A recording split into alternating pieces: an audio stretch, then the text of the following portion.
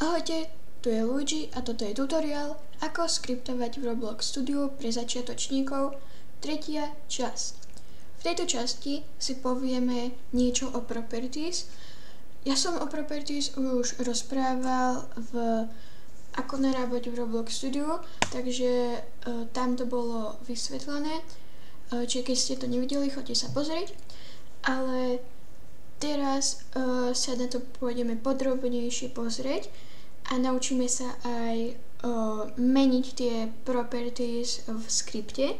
Takže ako prvé si tu otvorím server script service, kliknem na variable a dám tu enable false, čiže to nebude funkčné vlastne. A môžeme ísť na to.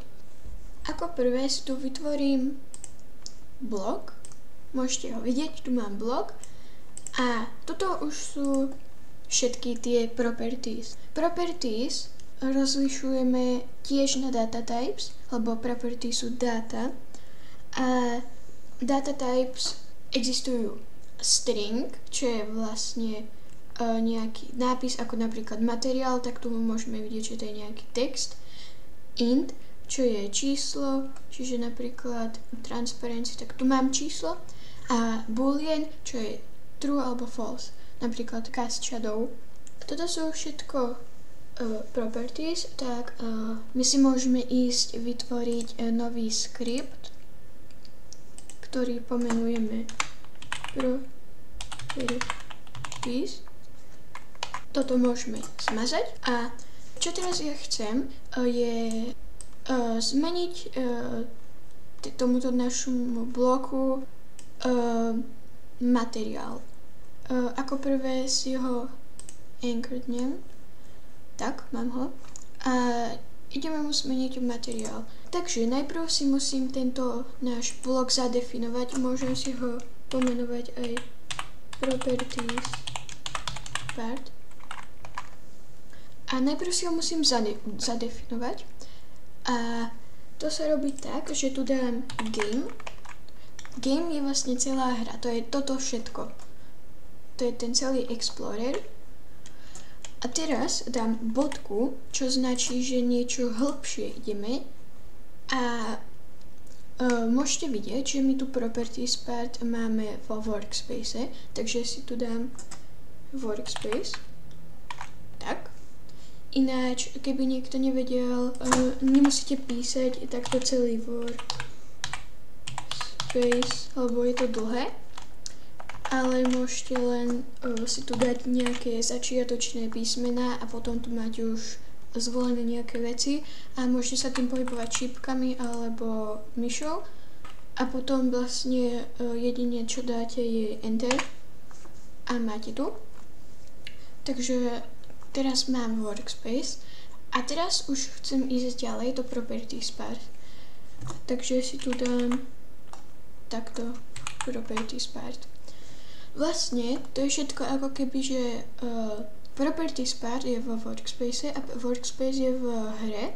A kebyže do tejto properties part dáme nejaký skript, tak potom tu môžeme dať, že top script. A vlastne tento skript je ako keby dieťa toho properties part ako child. A toto je parent ako rodič. A zase workspace je parent pre properties part. Takže všetko je to takto. Ja si ten skript smažem. Tak. A teraz chcem zmeniť materiál. Takže tu dám zase bodku. A teraz už tu môžem zmeniť z toho properties. Čiže vlastne to neurčuje len ako, že to je child, ale aj tieto properties, takže tu dám materiál. Mám tu materiál, no a vlastne materiál je string, dá sa to len stringom, čiže teraz si to povieme o stringu, takže dám tu rovná sa a môžem tu zvoliť hociaký materiál, napríklad mat, bahno tu môžeme dať. A nezabudnite tu dať tieto úvodzovky, lebo je to string. A keď teraz dám play, tak môžete vidieť, že sa mi to už zmenilo na bahno.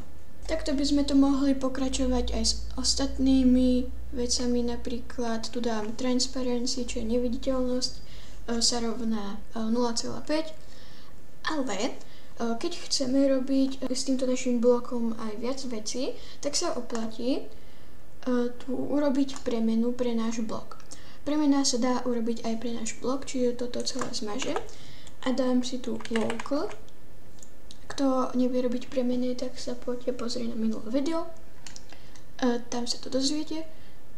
Takže napíšem local a môžem tu dať nejaký názov ako properties part. Teraz sa rovná. A teraz urobím všetko to isté ako na začiatku. Game.workspace properties part. A urobil som teraz premenu pre tento blok. A keď dám takto a použijem properties part a dám tu materiál sa rovná mat a dám play, môžete vidieť, že mi to aj tak zmenilo, lebo som urobil premenu pre náš blok. Čiže keď s týmto blokom chcete urobiť viac vecí, tak sa oplatí robiť rovno tá premena, ale keď tam chcete zmeniť len jednu, dve veci, tak to už môžete normálne urobiť, že game.workspace.propertiespart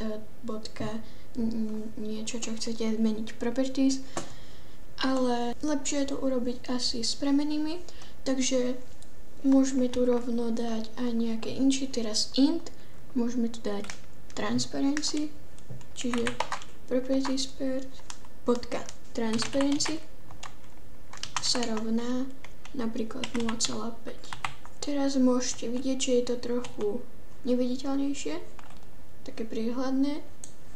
A teraz môžeme tu dať boolean, čo je tento krížik, napríklad môžeme tu zmeniť cast shadow, čo je vlastne tieň, čiže teraz keď to dáme na false, tak to nebude mať tieň, takže propertiespart.cast shadow sa rovná false, lebo my to už máme na true a my to teraz chceme zmeniť na false, takže teraz sa môžete pozrieť, že to má tiene a môžete vidieť, že to nie je zmenené na to bahno, lebo my vlastne zmeníme, keď tú hru zapneme, lebo skripty robia veci, keď tú hru zapnem a keď to zapnem, môžete vidieť, už sa mi tu nezobrazuje žiadny tieň.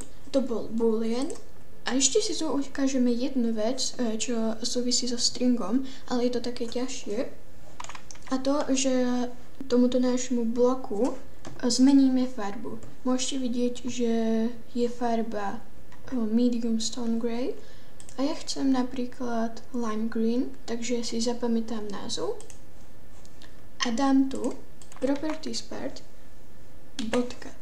brick color, lebo toto sa volá brick color, dám sa rovná a teraz tu dám brick color new, čo je vlastne nové, že tu vytvorím vlastne tú farbu a dám tu, zase opäť je to string, takže to musím dať do úvodzoviek a tu mi hneď vybehla lime green, takže si ju tu dám. A teraz keď dám play, tak môžete vidieť, je to takéto zelené. To by bolo z tohto tutoriálu všetko. Ak sa vám páčilo, dajte odber a like a uvidíme sa pri ďalšom videu. Ahoj!